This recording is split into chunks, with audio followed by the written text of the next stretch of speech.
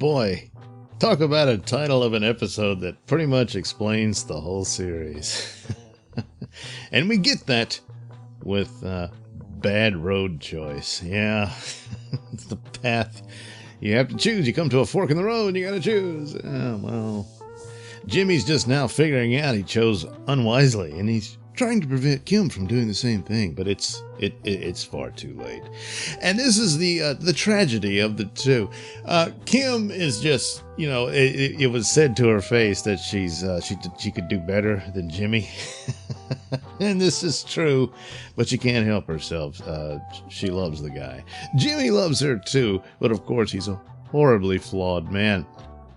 Now, boy, I'm really upset that I forgot to make mention of the sort of telltale signs that call back to Chuck. That being, of course, the blankets, the shimmering silver blanket things that Mike had and offered Saul one of them, and he refused it because he didn't want to be covered up in it because it reminded him of him. And then in this episode, in the aftermath, the consequences of what happened in the desert is hitting Jimmy, or Saul at this point. And he pretty much has a sort of panic attack reaction. Kim is making orange juice and all this stuff. And, orange juice is because Jimmy had to drink his own pee. Yeah. Well, you got to do these things when you're dehydrated in the desert, And boy, did he. And then just the noise and everything is exaggerated for him because he's still in a state of shock and anxiety over the mass murder that he witnessed out there. And even like his phone, when it goes off, so he's suffering from more than just a really bad sunburn in this episode, and still lying to Kim, and she knows it. He still kept his stupid tumbler, and of course she sees that, and there's the bullet hole in it. So she knows there's more than just he got stuck in the desert because his car broke down. Well. It's a little bit more than that.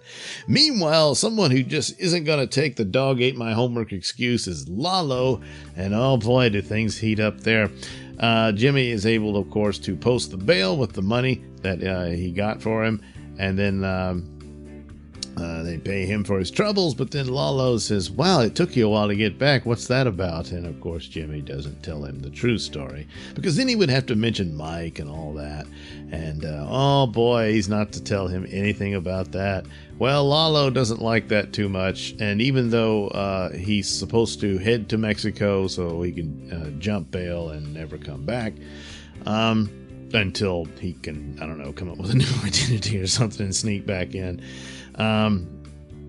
Nacho takes him to the border and all that, but he's like, hang on a minute, I want to check something. And he finds Saul's car, and it's obviously that it didn't just stall out. No, it's in a ditch full of bullet holes,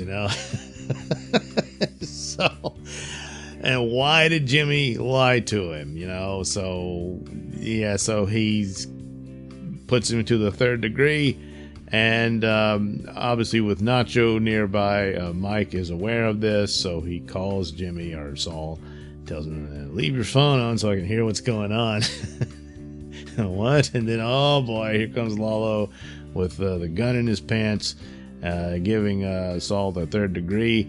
And then, showing that, boy, what a woman, huh? Yeah, Kim actually acts as the advocate for Jimmy and defends him and points out, this guy saved your ass, you piece of shit.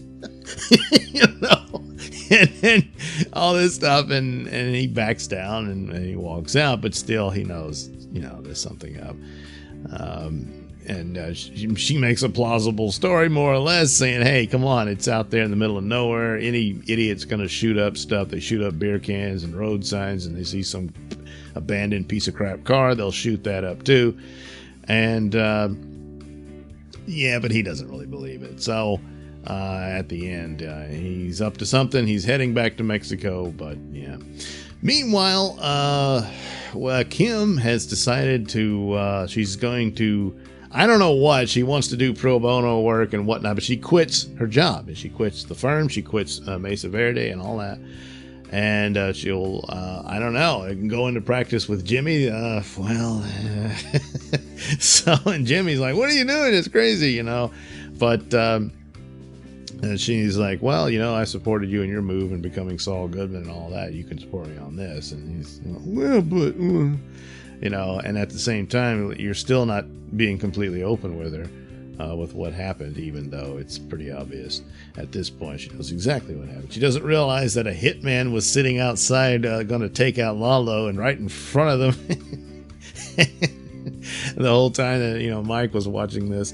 But I don't know, maybe she'll find out. And Jimmy's all upset. He wants out and everything, and he meets with Mike, but that's not happening anytime soon.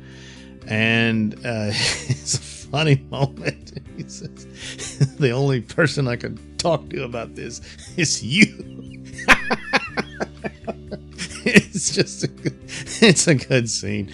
And so there you go. Kim, at some point, you know, is she still trying to save him, you know? And oddly enough, he's trying to save her and all this, and they're doomed, you know, and it's all very sad because there's genuine love there between the two. But they've chose unwisely, and they both are on the bad road, and there's no escape. And so there, yeah, that's...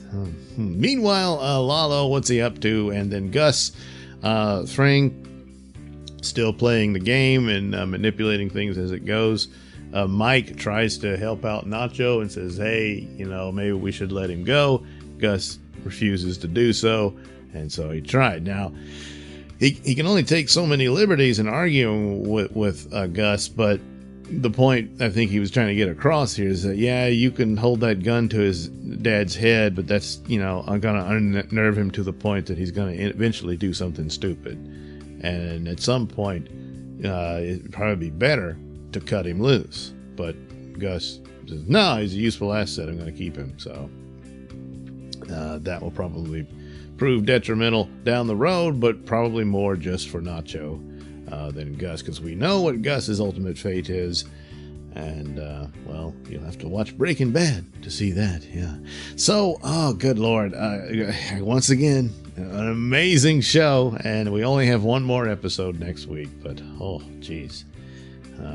Yeah, best show on television now. Although I've picked up a few more, like Tales from the Loop looks really great, and looking forward to delving into more of that. But, and The Expanse.